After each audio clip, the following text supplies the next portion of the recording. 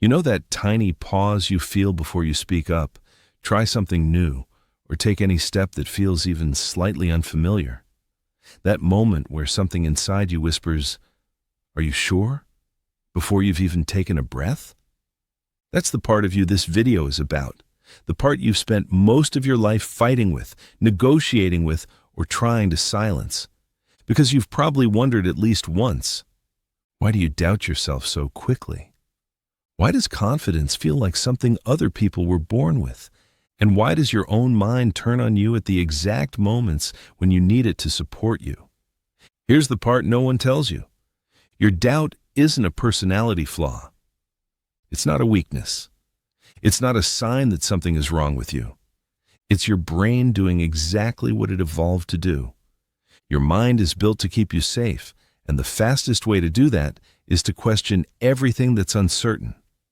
It's trying to protect you from embarrassment, rejection, failure, or even mild discomfort. Because your brain treats emotional risk almost the same way it treats physical danger. So before you make a move, it throws out every possible warning it can think of. That hesitation you feel?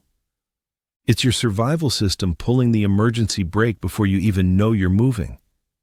And keep watching, because near the end of this video, you're going to understand something about your self-doubt that almost no one ever realizes. And once you see it, you won't see yourself the same way again. But to understand your doubt, you have to look at where it actually began. Because you weren't born thinking this way. You learned it.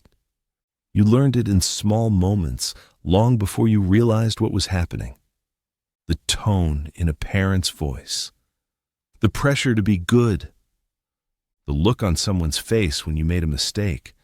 The quiet expectations you tried to meet even when you didn't understand them. You learned that approval felt safe. You learned that disappointment felt dangerous. Your brain combined performance with worth before you even had the language to explain it. And those early messages didn't disappear. They grew into the voice inside your head, the one that judges you, questions you, interrupts you, and decides what you are or aren't capable of. You didn't choose that voice. You inherited it. And that's why you doubt yourself in moments when other people seem perfectly confident. It's not because they're better than you. It's because you compare your fears to their highlight reel. You see your anxiety, your hesitation, your uncertainty. But when you look at them, you see what they show the world. Confidence, success, momentum, control. You're comparing your inside to their outside, and of course the outside looks cleaner, more polished, more capable. It's unfair, but your brain does it automatically, because comparison used to help humans understand social roles and stay connected to their group. Today, it just convinces you that everyone else is ahead, and you're somehow behind. But here's something most people don't realize. Your self-doubt isn't trying to harm you. It's trying to protect you. Your brain thinks that if it keeps you cautious, quiet, hesitant, or realistic, you won't get hurt. You won't be judged. You won't embarrass yourself. You won't be disappointed or rejected or seen as less than. It's fear dressed up as logic.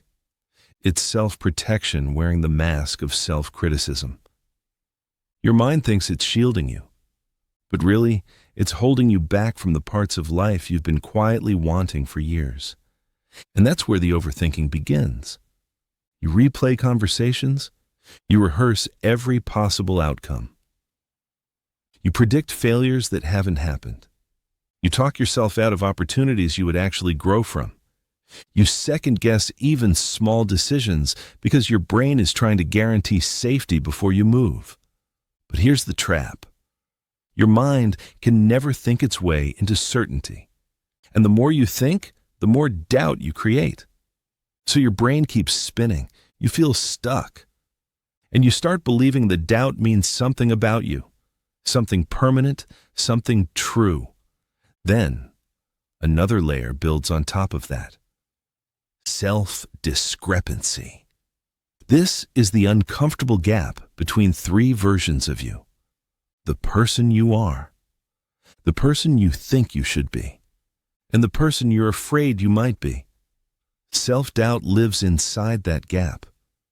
You doubt yourself because you're constantly measuring your real life against a version of you that doesn't actually exist. A version that's always confident, always capable, always certain, always everything you think you're supposed to be. And of course, you never measure up. You're comparing yourself to a fantasy. But here's the moment we come back to the hook from earlier. The part that changes everything.